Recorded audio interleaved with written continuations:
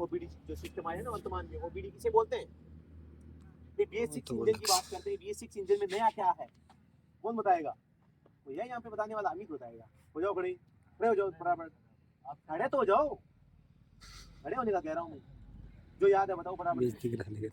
BS6 गाड़ी और पुरानी गाड़ी में क्या फर्क है, क्या नया आया है? पोल्यूशन का कंट्रोल है, इसके लिए क्या लगाया गया है? कैटालिटिक कन्वर्टर लगाया। बहुत अच्छी बात है, बता रहे हो ना। हाँ और बताओ। चलो बैठ जाओ, आओ कि बोलना सीखो। नहीं आ रहा कोई बात नहीं, कोई अगर कहते तो खड़ा होकर बता, मुझे पता नहीं है। और कोई बताएगा भाई इसके अलावा क्या है?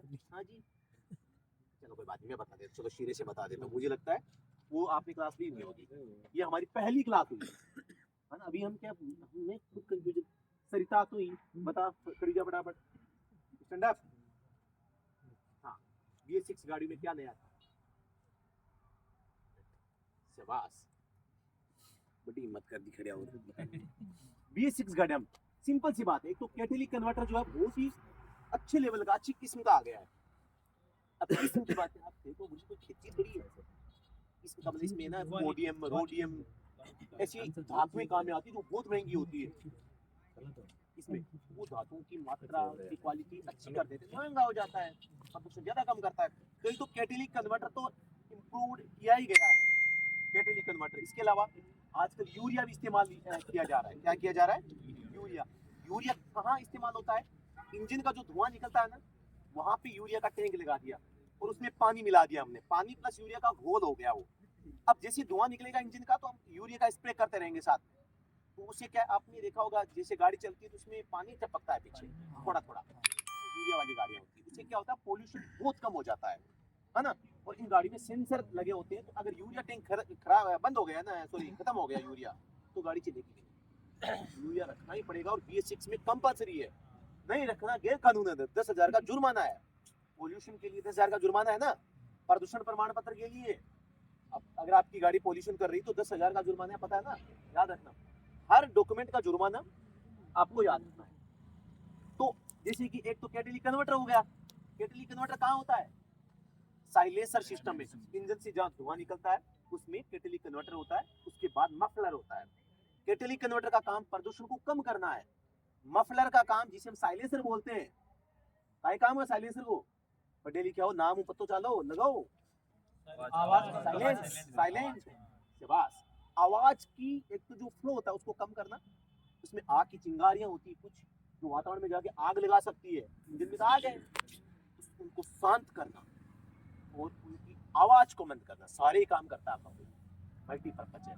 वो साइलेंट करने, इसलिए इसका नाम साइलेंसर पड़ा है, क्योंकि पुरानी गाड़ी में केवल वो मफलर होता था जो इंजन की आवाज को कम करने का काम करता था। कैटालिटिक कन्वर्टर हमने बाद में लगाया है ना, तो इसलिए इसको बोला जाता है एग्जॉस्ट सिस्टम है। ये एग्जॉस्ट में इंजन से जहां से धुआं निकलता है, 4 द्वार होते हैं, ये 4 द्वार जाके एक नाले में हो जाते हैं। तो ये जो 4 नाले इंजन से निकल रहे धुएं के जो एक पाइप में जुड़ रहे हैं, इसको बोला जाता है एग्जॉस्ट मैनिफोल्ड सिस्टम। तो पूरा सिस्टम हो गया मैनिफोल्ड। मैनिफोल्ड इंग्लिश को शब्द देखो, मैनी को मतलब मेनी मार्ग है, ये एक ज्यादा मार्ग है, 4 मार्ग है, क्योंकि 4 सिलेंडर इंजन, 4 जगह धुआं निकले, तो 4 जगह से धुआं निकल रहा है, वो आगे जाके एक पाइप हो जाएगा साइलेंसर वाला। तो ये होता है मैनिफोल्ड। कौन सा? एग्जॉस्ट का मैनिफोल्ड। तो एग्जॉस्ट सिस्टम के कौन कौन से पार्ट होते हैं वो बताना चाह रहा हूं मैं। तो एक तो एग्जॉस्ट मैनिफोल्ड हो गया, उसके बाद कैटालिटिक कन्वर्टर लगाया जो क्या करेगा? पोल्यूशन को कम करेगा। उसके बाद में मफलर लगा जो आवाज को कम करेगा। तो BS6 गाड़ियों पे वापस आ जाते हैं। हमने पहले तो क्या लगाया था? कैटालिटिक कन्वर्टर लगाया था, फिर हमने यूरिया का इस्तेमाल किया है। डीजल गाड़ियां बहुत खतरनाक होती है प्रदूषण के मामले में, स्किन से आपका कैंसर हो सकता है, श्वास में कण जाते हैं आपके, तो आपको फेफड़ों का श्वसन क्रिया में आपको दिक्कत आ सकती है दिल्ली जैसे शहरों में।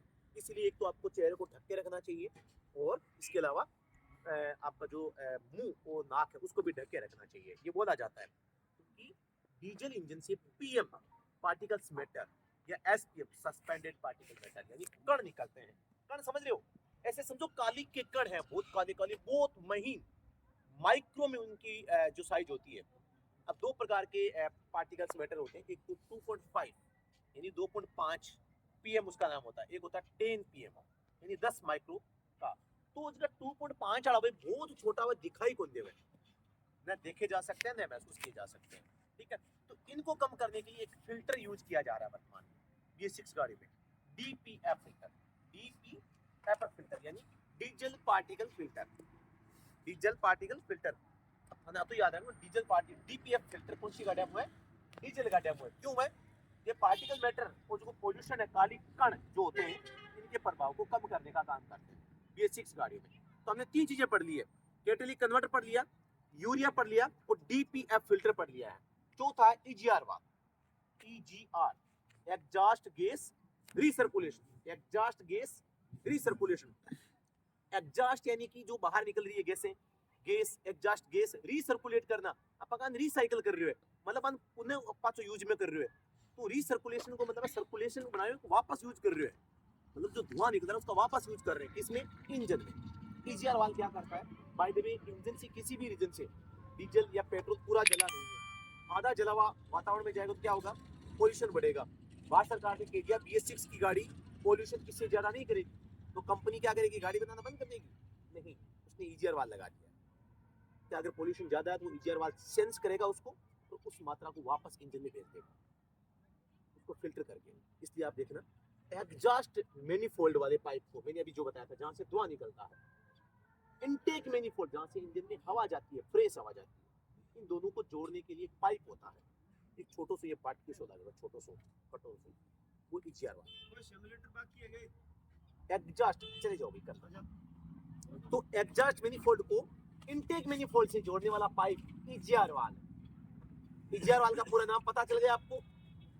Exhaust gas recirculation. तो BS6 गाड़ियां की देर, तो आप पढ़ियो BS6 में काई काई पाछो रिपीट करूं, catalytic converter, urea, EGR valve और DPF फिल्टर, 4 पढ़ लिया।